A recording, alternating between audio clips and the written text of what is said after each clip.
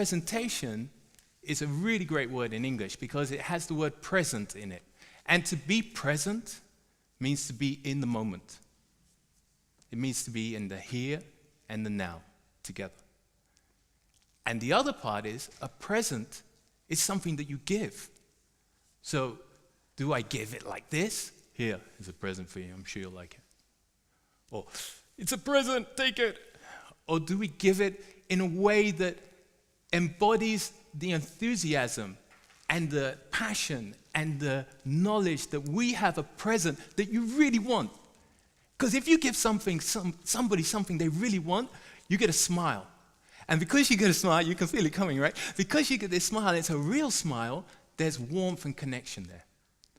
And actually, it's in that presentation that we realize probably one of the most key factors for both the person presenting to the audience, something that they really want and really need, and the opportunity to present, which is actually a privilege and a moment of contribution. So I'd like to ask the speakers, the presenters, the Famelabers to join me on the table. No, let's go one at a time, right? Marcia? Yeah, okay. Are you ready? I'm ready. Okay, great. So Marcia gave a fantastic presentation, 2015, Famelab, and I was watching it on YouTube, and there was this, we talked about it, there was an moment. Because she was talking about somebody who wrote to her afterwards and said, because of what you did, I understand my classmate better. And I thought, ding ding, that's great. So could you please come and tell us what it was and do your pitch? Thank you.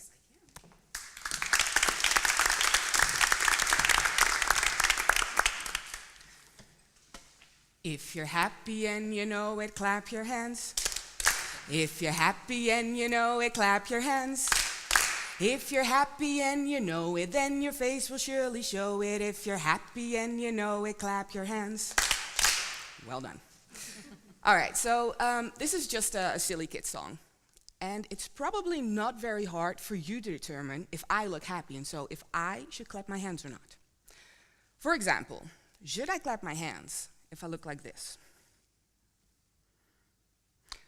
As easy as it may be for you to determine if I look happy or, well, pissed off, figuring out people's facial expressions can be a daunting task for people with autism. Neuroscientific research has shown that this problem might have something to do with the architecture of their brains. You can think of it as a highway interchange. A typically developing brain is like a very efficient interchange. Information about facial expressions merges into neural traffic, and it takes the shortest route to the exit with the appropriate emotional label. Happy, sad, or angry. The autistic brain, however, is tangled. It's a much more complicated interchange, full of roadblocks and dead ends. Information about facial expressions merges into neural traffic, but it gets lost. It goes left, it goes right, it turns around, it tries again, but it often ends up stranded without gas on the emergency lane, which can lead to these problems. Without treatment, that is. You see, people with autism are not crazy, and they're not dumb. They're just wired differently, and we might be able to use that knowledge to our advantage in treating these problems. Our research has shown, for example, that a subgroup of kids with autism use the frontal parts of their brains to label facial expressions, while other kids with autism do not. Even though they both have difficulties labeling facial expressions and they both have autism, these two groups take very different routes on the neural highway towards those issues. Now, if we can use this knowledge, then we might be able to create treatment that is tailored to these individual differences in the brain's road network. For example, we can use exciting new techniques in brain scanning to train them to use more of the brain regions you and I use when we label facial expressions to see if it improves their skills. But whatever the method, individualized treatment might make it possible for us to create custom-made neural navigation systems that will allow people with autism to confidently tell you all that You look so happy right now. You should definitely clap your hands.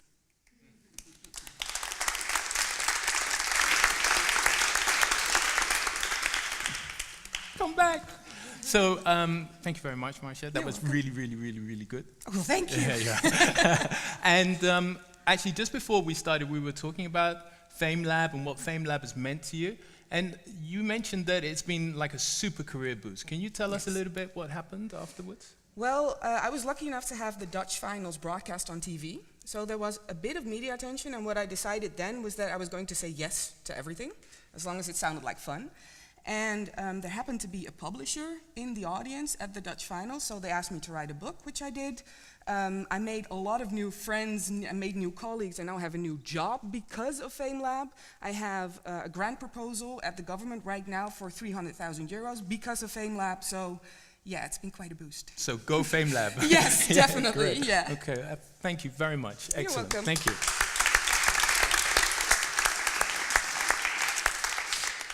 And Hansje?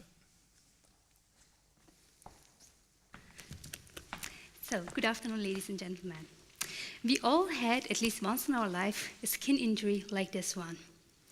It doesn't matter while playing on the playground when we were children, or by cutting some groceries, or during another accident.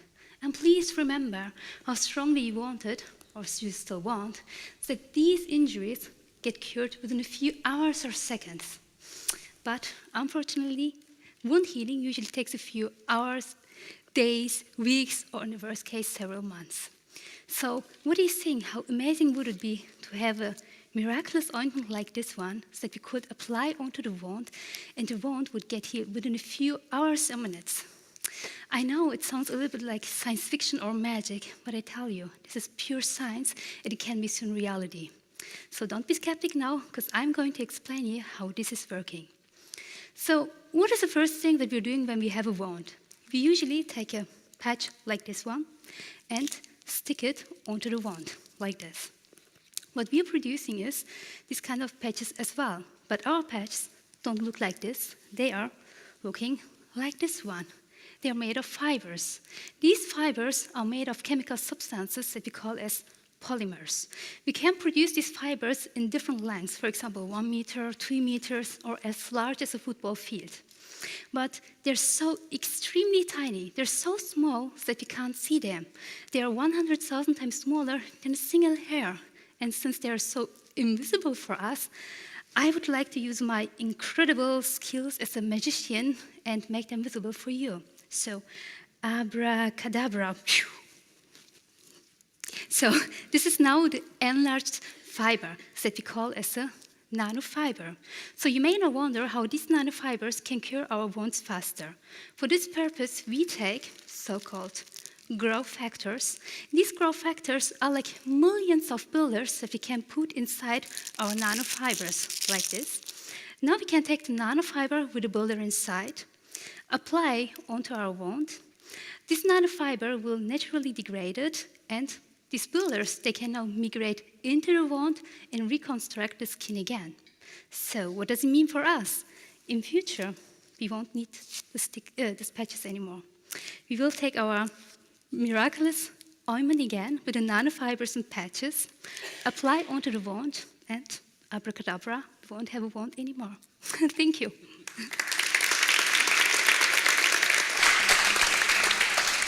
Thank you. Fantastic. Can you just... Sure. Okay. Okay, No. so you've got props, and how does that help you to explain the story?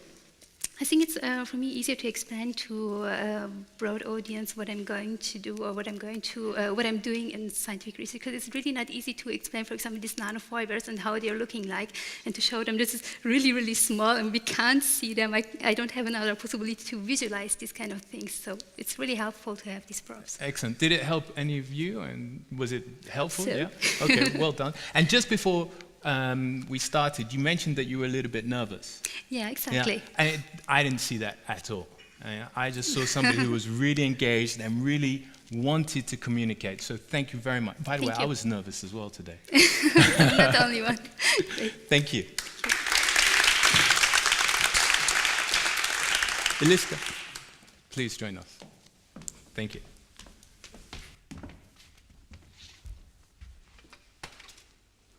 Welcome to the Military School for Cancer Cells unit. Today we will be looking at strategy. Our mission objective is to replicate regardless of the regulatory mechanism of our home organism. One of the strategies used is called cancer immunoediting, and we are here to learn the basics. The operation starts when in the territory of healthy, normal cells, we, mutated cells, are born. Our enemy, the immune system, immediately launches a counterattack and at first successfully destroys us all. This is the grim first phase of the operation, the elimination. Our cancer barriers born in this first phase don't stand any chance of survival. However, in the next generation, some of us will. They will hide from the immune radar, or we can say they will become less immunogenic. This is the second phase, equilibrium. Our numbers won't increase, but the immune system can't find and kill us all. The immune system fires at us. It's unspecialized cytotoxic T cells and nature killer cells to directly kill our cancer comrades. We fire back. After a long civil war inside the body, the time came to uncover our secret weapons. We have mediators like PD-L1, which weaken the attacking cells or even kill them, and thus create for us beautiful, peaceful environment, which supports our growing mass. And so much more. Some of the immune cells, the regulatory T lymphocytes, betray the body, defect to our side, and will defend us from their brothers. That enables us not only to outlive the defense of the organism, but also replicate and in the future establish a new colony, metastasis. The triumphal phase of war is called escape. Elimination, equilibrium, escape. Our path to victory. But we, cancer cells, have a huge problem. It's called science. Scientists prey on our secret weapons and try to use them against us, and they are becoming more successful. For some formerly incurable melanoma patients, the inhibitors of PD-L1 have brought a new hope for life. And we have a great deal more to fear in the research. Science grows stronger. Thank you.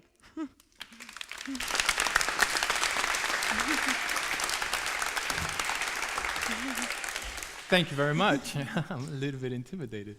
So it's a very theatrical way of approaching science and communicating science. And what do you want to achieve with this entertaining factor? I think that is something new, something what people usually don't expect, because usually science communications means something like easy and funny lecture. And when I perform theater, people are just, wow, that's something new. And I think I got a very positive reaction on this. They find it funny and interesting, and they are asking me some questions about the topic. They are Google for it or something like this, and that's the reason why I do it. Excellent. I must say, a lot of what you said I missed, but what I really did catch was science is winning. I mean, that just stuck in my head. Science is winning. Vroom. So well done. It's important question. It's important, right? Thank you. And our last presenter, Guido, please join us. Thank you. Thank you. I want to start talking to you about this book here. It's the Trilogy Foundation series from Asimov. For the ones who haven't read it, I'm going to give you just a very brief synopsis.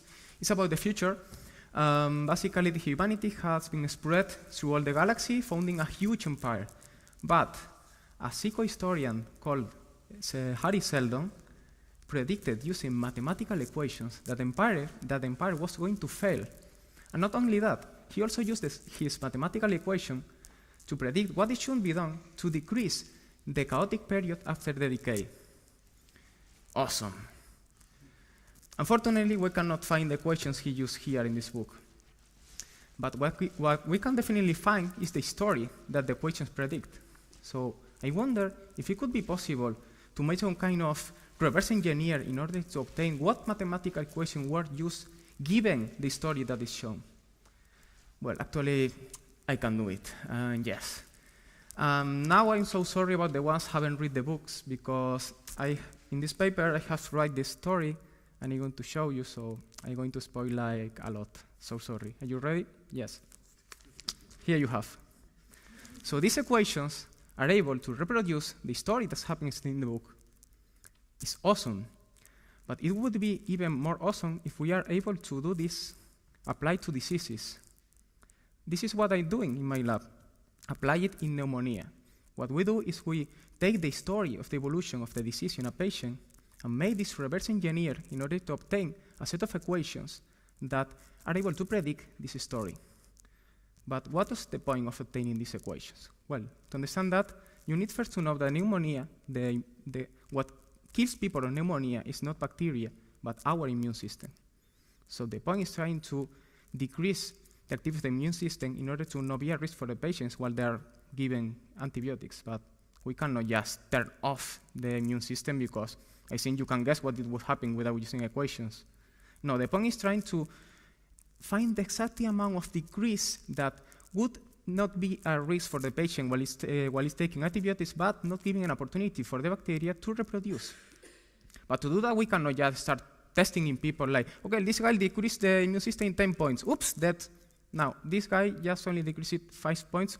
Oops, also dead. No, this is not going to work. It would be fine if we could have the opportunity to make all these trials outside of the patient and then use the best one to the patients. But wait, didn't I say that we can use equations to predict the evolution of the disease? So we can apply all these tests in the equations and then select the best one to the patients in order to be safer. So as you can see, maths can not only be used for saving the galaxy, but also for curing a disease. And yeah, I know that I have now the responsibility for predicting when our society is going to be decayed. Yes. I will let you know. Just don't turn off your mobiles. Thank you very much.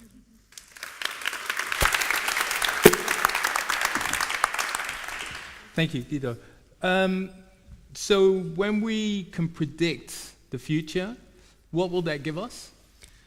They give us the opportunity of controlling the system. So basically, predicting the future means controlling the future. Right.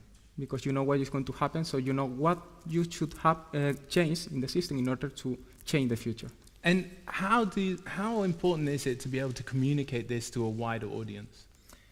I guess that this is very important in a democratic society we are. The people should understand the stuff they are choosing, the technology should not be imposed to the society, but they should vote for that. They should select the technology if they were to be applied on them, but to make a rational decision, people should be informed, and people should know about what they are voting on. So if they're going to pay for it, they should be able to understand what they're paying for. Of course. Excellent. So I'd like all of you just to stand up, and we can give you another round of applause, and we'll join you down here. Thank you.